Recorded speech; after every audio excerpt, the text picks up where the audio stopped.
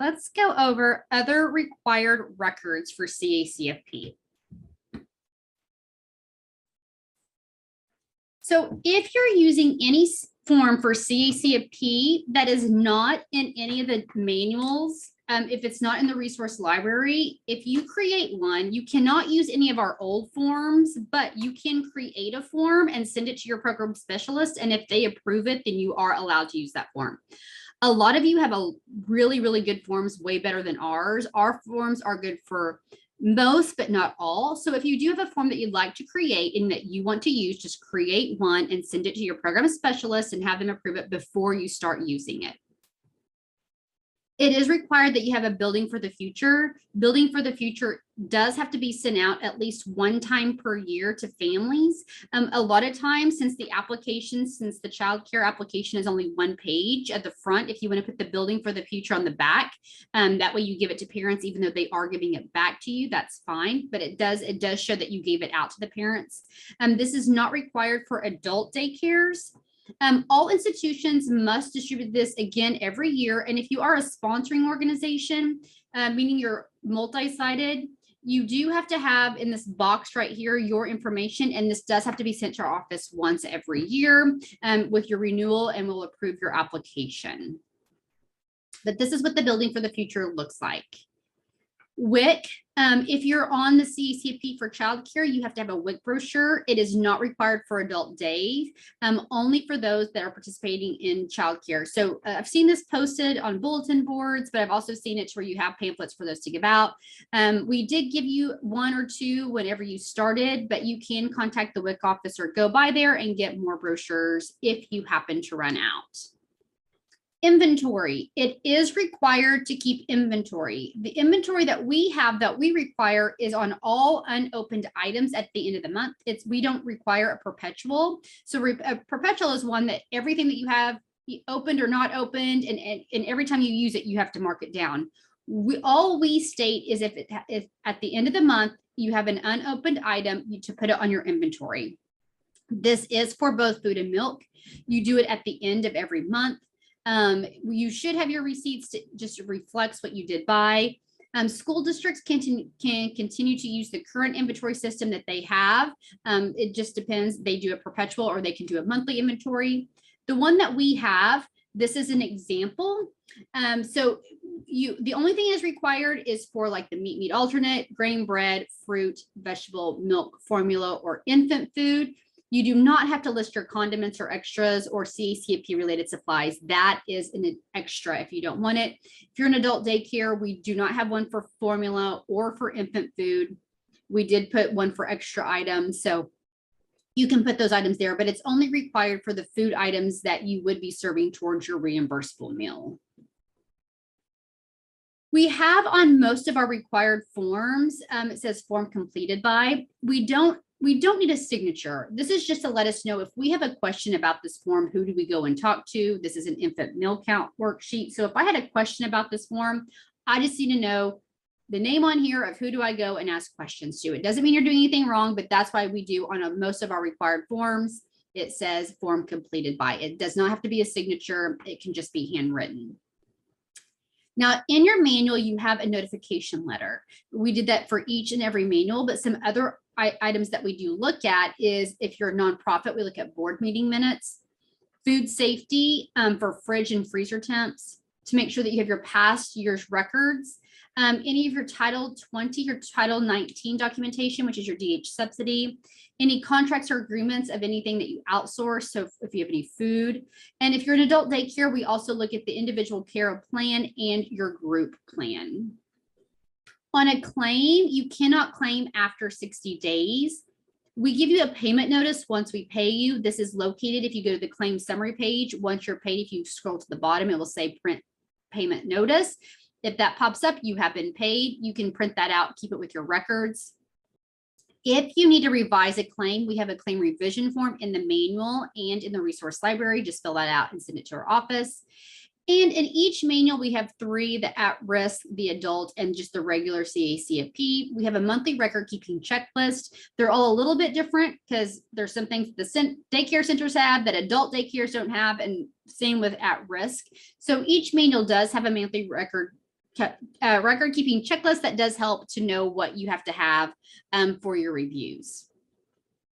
So let's talk now about training in civil rights. It is required that an institution have a designated trainer at their facility.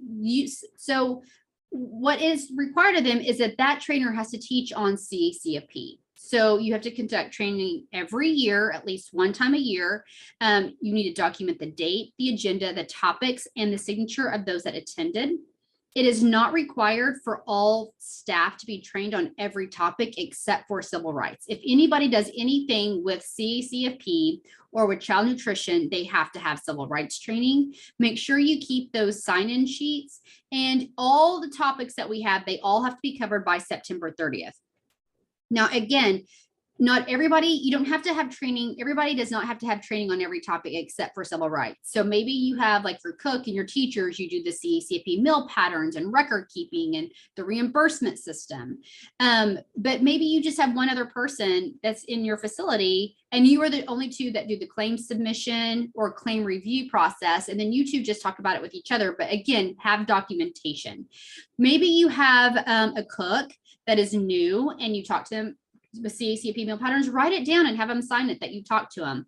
Maybe there are some issues. And so you go every time you talk to them, make sure you mark it down that you did training with them, because that might come in handy.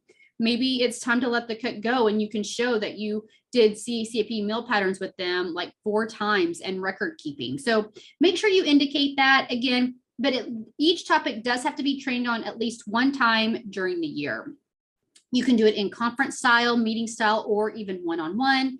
Like our training that you're doing right now on OSD Connect is self-paced. The only way that you can have a self-paced training is you have to have a post-test, and then you have to have benchmarks and email confirmation, questions and answers, and sign-in records. And most of the time, the only people that we have that do something like this is our large national ones. Now, the state agency, which is us, we do require training. We require training on anybody new coming onto the program, any centers who are seriously deficient. So if we come out to do a review and your review does not go very well, we do require training, and that does have to be completed within 60 days of your exit conference. So if you want to renew your application, you have to have training, because we do have a lot of things that we have been changing throughout the years. Also, maybe you want to add a new program. So maybe you didn't have infants before, so you're doing infants now, or maybe you're going multi-sided. We may have you do additional trainings. So the state agency, so with our trainings, again, we do not give out certificates. So you have to be registered in the training calendar. This lists all of our live trainings, whether it's in person or on Zoom. So again, log in and register, or have somebody register for you if you don't have login. And then again, we take all the Zoom information and then we match it up, or sign-in sheets and match it up. And then that's when you'll see that you had attended training. OSD Connect, those are self-paced trainings. Again, you're doing one right now. You will receive a certificate when you do complete that. The training calendar, someone does have to log in. And again, where the little red arrow is in the corner, that is the training calendar. So again, you can have somebody that has access to only the training calendar. There's a form that you can go under training and under center forms, just fill that out and send it to me, Kendra Merbelt, and I can get you set up to only be able to register people in the training calendar. If you want additional training, USDA, there's a Team Nutrition. They do a webinar the 3rd Thursday of every month. The Institute of Child Nutrition, which is also called ICN, they have a lot of self-paced trainings. They do some Zoom as well. We have a new one called Cooking for Kids. This is new this year for CACFP. We kind of started a little bit last year. We've done it in schools for several years. It's more of a hands-on food safety. It's a really fun class, recipes, stuff like that. So check them out. We have an agreement with the OSU Extension Center. Now, civil rights. So all staff must be trained on civil rights every year. It is self-paced. We did have it. It's now in OSD Connect. We do it every September, October timeframe. School, if you are a school and you've done civil rights for school, you don't have to do it twice. That one is for all child nutrition programs. This year, we do have a new non-discrimination statement. So if you do put your non-discrimination statement on items, so any item that you have that leaves your facility, so maybe you have a menu and you give it to parents to take home, that does have to have the non-discrimination statement on there. You also have to have it posted in Injustice for All poster. We will be eventually sending new ones of these out, but the one that you have right now works. Just make sure you have one posted. You may have somebody that wants to file a complaint, but it has to be a civil rights complaint against the food program. So if that's the case, which I've never seen one, and I've been around for a while, in the resource library and in your manual is a civil rights complaint form. Just have them fill that out and they would send it directly to USDA. Now, we have race, color, national origin, sex, age, and disability have always been our areas of non-discrimination, but gender identity and sexual orientation are the newest ones that were added. That is why the non-discrimination has been updated. So again, this is in the manual. So take a look at it and to make sure that you have the correct one. It is being lengthy, so it is on 2 pages. And then this is the Injustice for All poster. It has to be 11 by 17. We gave this to you. If you haven't started yet, we will give you this. So don't worry about that. This will be in your approval packet. Civil rights. So it is no longer allowed to report a child's race by visual observation. So the parent does, we want them to self-report. We did add 2 or more races or not reported in the CACFP system. So when you're filling out your application and agreement, if they selected 2 or more races, so maybe they put white and Asian, then there is a box that you just put 2 or more. You don't put 1 in white and 1 in Asian. The numbers all have to match. Again, we do want the family to self-report, but again, it is not required. The new CACFP enrollment form, it does have race and ethnicity on it. So if they just do the enrollment form, they can do that as well. Or if maybe you're not required to have an enrollment form, or you're not required to have, like in your program, if you're an at-risk program, and they're not required to fill anything out, if you're a school, you can get that information from what they already did fill out. Or if you're just a nonprofit at risk, what you can do is you can create your own form. Or again, you can go ahead and just use our enrollment form if you want, just so that way you have a way of capturing it. It's not required for the family to fill that out though. So if they don't fill it out, you just put not reported.